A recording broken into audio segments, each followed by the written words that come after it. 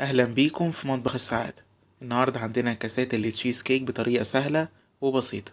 اول حاجة عندنا الكريمة، وطريقة عملها هتلاقوها في رابط في صندوق الوصف اسفل الفيديو.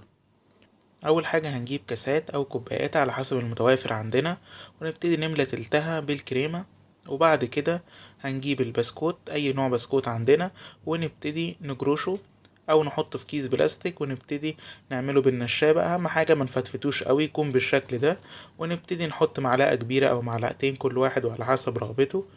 وبعد كده نحط بقية الكريمة اللي عندنا، ونقدر نزينها من على الوش بالمانجا بالشكل ده، او اي نوع فاكهة تحبوه، او اي صوص من الشوكولات او الكراميل، او اي صوص تحبوه.